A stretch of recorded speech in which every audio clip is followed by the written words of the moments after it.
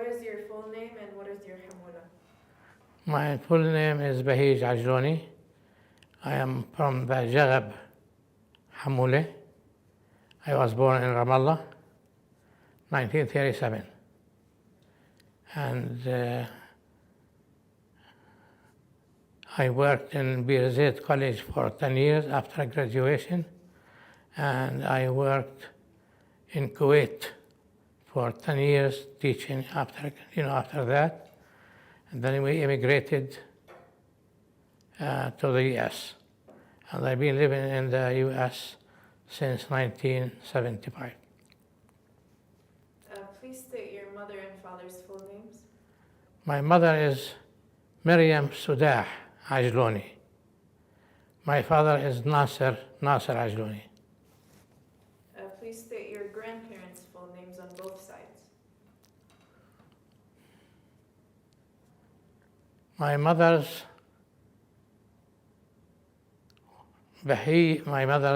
mother, is Bahiyya Sudah, and her father is Abdullah Sudah. Why do you need all these names? They don't apply to anything. ما خصنيش هذا الأسئلة من تاني.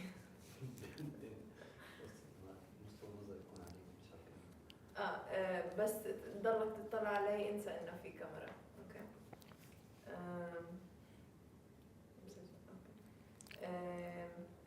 Is your grandparents on your dad's side? Okay, my grandmother was Malake Ajlouni, and my grandfather was Nasser Ajlouni. What did your parents do for a living? My father was a musician sometimes, and he was a painter contractor. And your mom? I never worked, no, just. Do you have any personal memories of your grandparents? Actually, no. They died before I was born. Tell us one of your most memorable stories you heard from your grandparents. Well, I remember a story that should be told with my aunt. And probably I was like 7, 8 years old. And she was trying to buy a lamb. And the guy was asking for 25 piastres. And my aunt was offering him 20 piastres. And that was, a long time ago. But this is how life has changed since, in my life, I see, where things were very simple, very inexpensive. People were, trying to make a living with all the knowledge and power, and it was tough days over there at that time, after the occupation of the British, and before the, after the 1917. You don't have any memorable stories that you heard from your grandparents, right?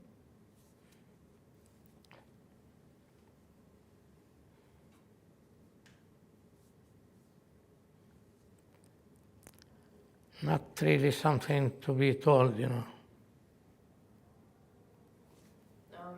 you know anything about their childhood, stories they've been through? I never met them, my grandmother and father. They died even before I was born. The same thing was for the other two others. What traditions did you practice while growing up, and do you still practice the same traditions? You mean church, religion, you're talking? Traditions. What? Tradition, when I was young, I was going with the traditions that were going on in the city, in Ramallah.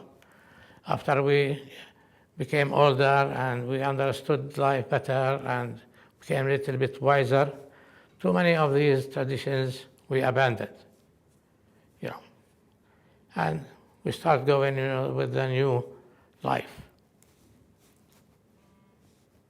Describe your home in Ramallah. How many bedrooms, bathrooms? Did it have modern amenities? Did you share a room?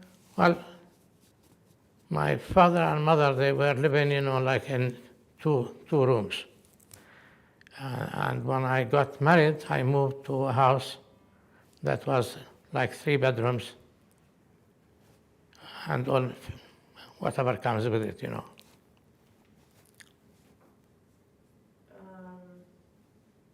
What part of Ramallah did you live in, and who else lived with you? Well, we lived in different parts of Ramallah, my father and mother. But the last place I was living in before I went to Kuwait, that was in the Masyun. Did you live in that house the whole time you lived in Ramallah, or did you move from one place to another? My father and mother, they moved quite 2-3 times from one place to another. But after marriage, I stayed in one place, but I left it to go to Kuwait. As a child growing up in Ramallah, what did you do for fun? Did you go biking with family? Well, my childhood, in Ramallah was a small town, and not much things to do in Ramallah those days. And we played whatever was going at the time. We tried bicycles. When I got older, I started driving, but without any license. Yeah, it's nothing to talk about. There was nothing really. And what did you do with your friends? Did you go Boy Scout? I used to go maybe to trips here and there, We were to go, parties when we became older, dancing parties and all that stuff. Nothing, it's nothing, unusual to talk about, really. Were you able to travel easily from village to village back then? Well, to go to Jerusalem those days, they used to plan for that.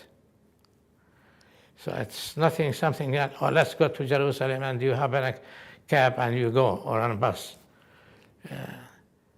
People that they don't, at the time they didn't move real fast. If they want to go to Jerusalem, they have to think about it 2-3 days. If you want to go to Amman, probably you don't go there till you have something to be done. So travel at the time wasn't, quickly, let's say, And there was a few cars in Ramallah, taxis. We had buses in Ramallah that they traveled to Jerusalem every 15 minutes. And we consider that very, very, what you call it, something good for the city. What is your most vivid memories of Ramallah growing up here? Well, I have a memory, it's a sad memory. At the 1948 war, at the time I was with my father in a small cafe, and I can look from that cafe and see a Tire. A Tire at the time, there was nothing there. And I can see hundreds of people walking, coming from, Jaffa and the Lid and the Ramleh. And something very, very sad with young kids, babies, and all that stuff, And I remember that I went from one home to another, to collect some bread for them. And that picture never left me. Seeing all these people coming to Ramallah from from Palestine, 1948 Palestine. This one stayed with me and still with me. I can't forget it. It's very sad. When the Arab-Israeli conflict began, what were some of the immediate changes you experienced living in Ramallah? You know, after the 1948 war, they worked what they call, a peace, agreement, hudni. And they established what they call, just borders, not to cross, after we signed for hudni. After that, people, they start to try, to come back little by little.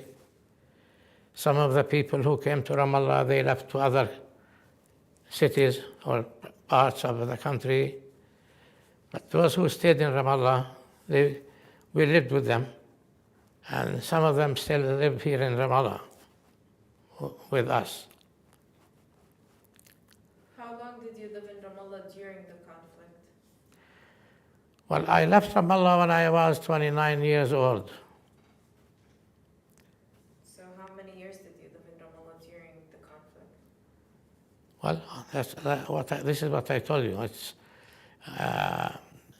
if you want to take it from the 1948 war till the 1967 war, so you're talking about,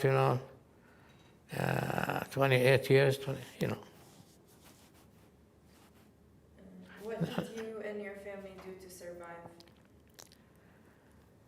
Well, my father was, worked a little bit, and that's about it. Yeah. Those days, Ramallah lacked jobs,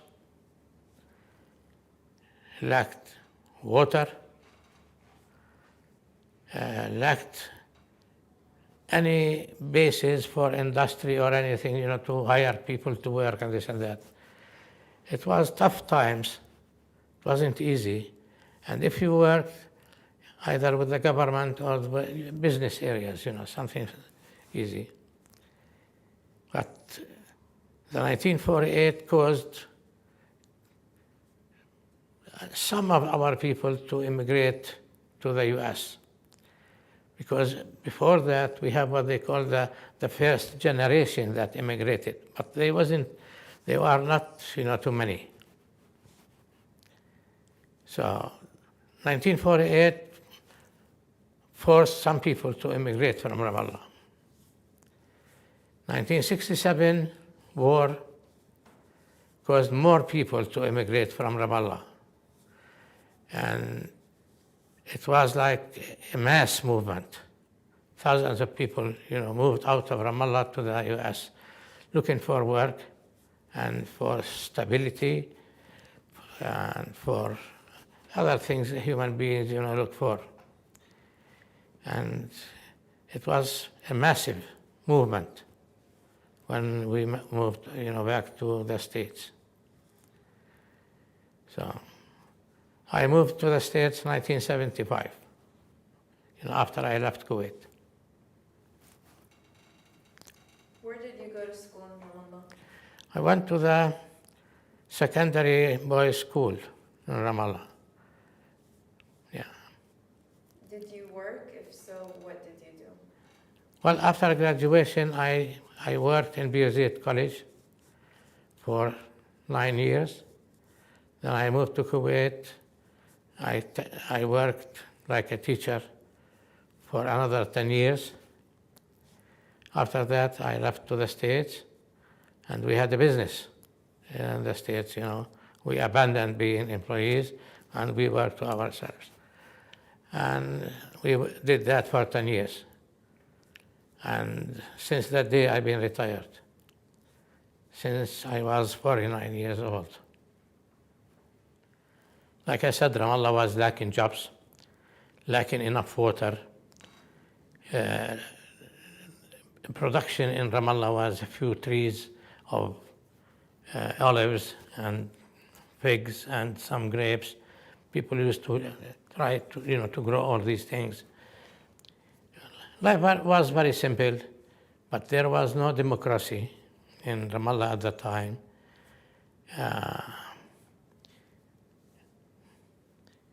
But we didn't suffer much, but it was, a little bit hard to live, especially if you will have a different point of view than the current government that was.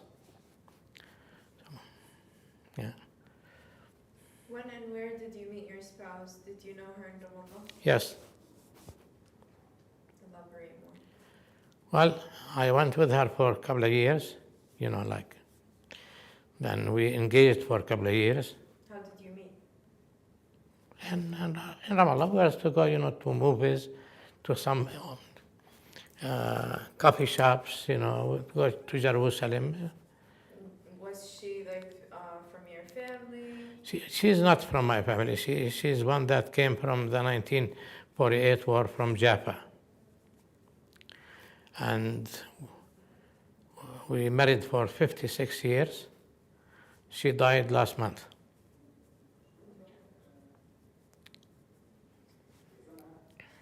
How and when did you get engaged and married? How and when did you get married? Well, I was married in 1962 at the Catholic Church in Ramallah. Did you go on your honeymoon? No. I wasn't able, to take her other places at the time. What is your occupation and what was her occupation? Well, when we went to Kuwait, I was a teacher, and she was a teacher too, and she was kind of a principal for the kindergartens boys and girls. And we worked there 10 years till we left to America. How many children do you have? 2. But you are going too many personal. Is that the only thing you want to know? I don't know. Yeah, this is very, has no value for anybody. I didn't write the questions. Yeah. Tell us about leaving Ramallah for the U.S. When did you leave? How was your journey? Well, I left Ramallah from Kuwait. I was not able to come to Ramallah after the 1967 war from Kuwait. So we stayed there for 10 years. After that, the Islamic movement was starting to become strong, and they didn't want us to work as Christians in schools in Kuwait. I was fed up, when we were told that. I said, that's it, I'm going to the States. My brother was in the States already before me, and he arranged for our, the papers and everything else through the embassy. Yeah, and since that day, we are living there. I come and go, sometimes, but we are there. Where did you settle? Okay, we settled sometime in Southern California. We settled in Northern California for like 25 years. I moved back to Southern California for 2 years. Then I moved to Arizona. And I've been living in Arizona for around 20 years. How old were you when you left to the U.S.? 39 years old. Describe your feeling the first time you landed in the U.S. Well, I came to the U.S. quite a few times, visiting and with my green card before. And I wasn't really enchanted with the situation because every time I went there, I see my friends working in grocery stores, long hours. And some of those people, they paid very bad and very high to be there, Some of them were killed. So I came like quite a few times to the US, but every time I went back, I said, no, I'm not moving yet. So, but after the Islamic movement started taking over, and they wanted us to leave schools because we are Christians, we are not supposed to teach Muslims. So I decided, and I was fed up, I said, "Hey, that's it. I can't take more of this nonsense." Were your children born in the U.S.? One of them was born in Ramallah, the older one, and the other one was born in Kuwait, the other one. Talk about your immigration experience and living in the U.S. Was it easy to blend into the American society, and did you speak English? No, I used to speak some English, I wasn't really, because at the schools those days, they used to teach English from the fifth grade. And it wasn't really something that when you graduate, you are really fully equipped to talk English. But all my years, I was reading books and magazines. I've been getting, in English. So when we moved there, I was able, to communicate. But the first year was tough and hard, And I was held up one time, for 20 minutes with a gun to my head. That was the first experience in the States. And how are your neighbors, and where did you live? Talk about your neighbors. Well, in Ramadan neighbors, they used to, it's different. We were families and we know each other, everybody knew the other guy. Life was, very nice and very sociable, you can say. But in the States, sorry to say, I couldn't make any lasting relationship with Americans. You see them, when they are your neighbors, you talk to them a little bit. If you see somebody else and your accent is not the right American accent, or where you came from. So when you tell them, most of them, they don't know what you are talking about. Yeah. They don't know where is Jerusalem, they don't know where is Ramallah, they don't know where is Jordan and Palestine. It's a big segment of the American people, they are really ignorant when it comes to these things, Do you have any family members remaining in Ramallah, or are they all in the U.S.? I don't have anybody from my family, the Ajlouni family, in Ramallah anymore. They all lived in the U.S. It's a sad situation. Yeah, when you come to Ramallah and you know nobody except a few guys that you didn't see for so many years. Oh, hi, how you doing? This and that. Okay, goodbye. So no relations, It's a very sad thing. My family either in the U.S. or in the cemetery. Since immigrating to the U.S., have you traveled back to Ramallah? If so, when and how often? Well, yeah, I came, to Ramallah quite a few times. I came to Amman like 10, 15 times. Ramallah, I wasn't all the time, able to go through. I didn't want to get into demonstrations and problems and this and that. So sometimes I wouldn't come to Ramallah. I stay in Amman, Jordan, goes to Syria, Lebanon, spend our vacation, But I always loved Ramallah. I always cried to hear the name of Ramallah when I was in the States. I was very, very emotional, when it comes to Ramallah. Yeah, but to me, Ramallah has changed a lot. Describe how Ramallah feels to you since leaving. To be honest with you, I never forgot Ramallah. I have pictures of it, at the house, and I never forgot it. And always loved the city. It's not something you live here, but I loved the city. And when I left, I was hoping I will come back when we went to Kuwait. But that was the end of it.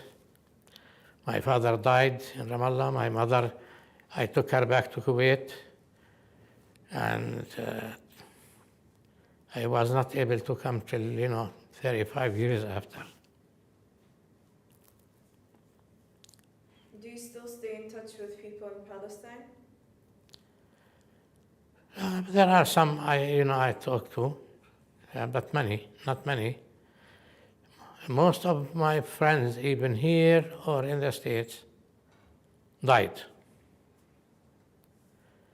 And this is one of the other sad things in my life now, loneliness, especially after my wife died last month.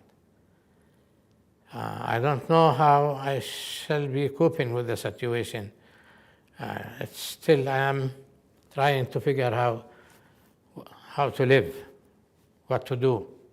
Go to a smaller house, stay in my house, stay with my kids. So Where are you? Go ahead. it's a period now that I'm trying to figure things. If I'm not sure yet. What are your thoughts about Ramallah now and what's happening with Jerusalem? Well, the situation in Ramallah, not only in Ramallah, the West Bank, is very sad. If you want to go to Jerusalem, you need a permit. So, if you want to go to Jaffa, you need a permit.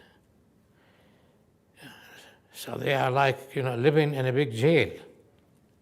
I don't like the idea. And I feel with the people that they are coping with the situation. To me, it's a very, very sad situation. I wouldn't live in such a situation. I might come to visit for a while, but I don't think I can live here. Seems like nothing is going straight.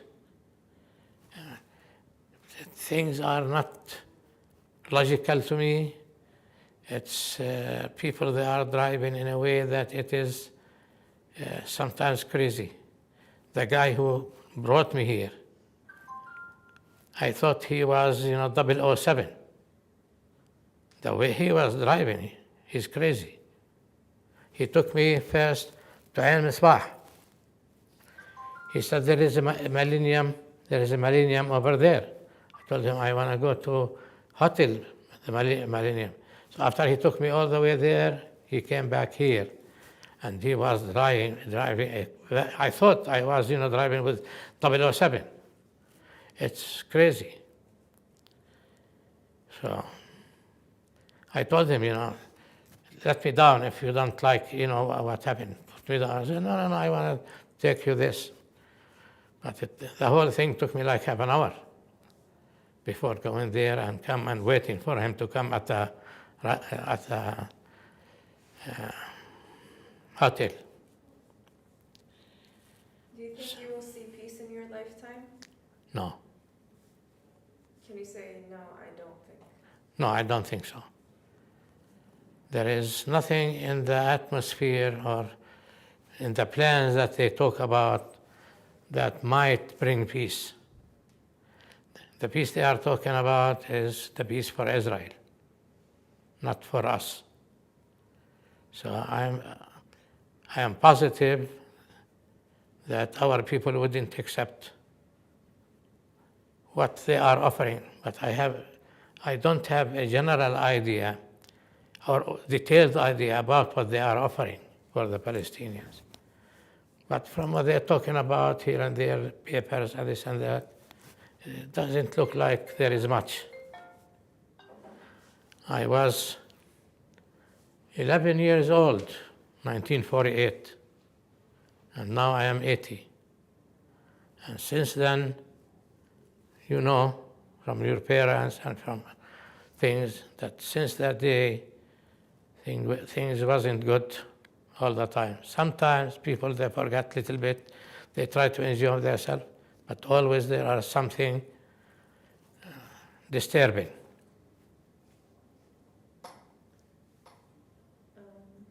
What, if anything, are you doing to help the peace process? Well,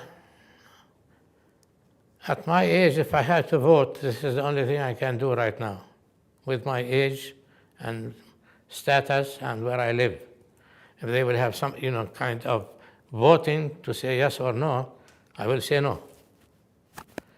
Other than that, I don't think at this time I can do much. And what are you doing in support of the Palestinians? Well, I was a big support for the Palestinians. I don't want to talk about politics here,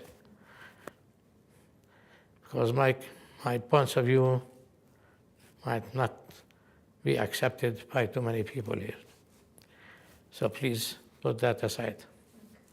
We're done. But if you want to add anything, you can go ahead. Or if What? you want to talk about any story you want. Well, back in America, we attend, gatherings. People, they speak, they tell you what's going on and all that. But like the other day, I came here to listen to Hanan Ashrawi. She talks well, her English beautiful, but they are not saying anything new. This is what makes sad, that we are going through negotiations for the last 24 years, and we got nothing. And they are still talking about negotiations. So that's sad.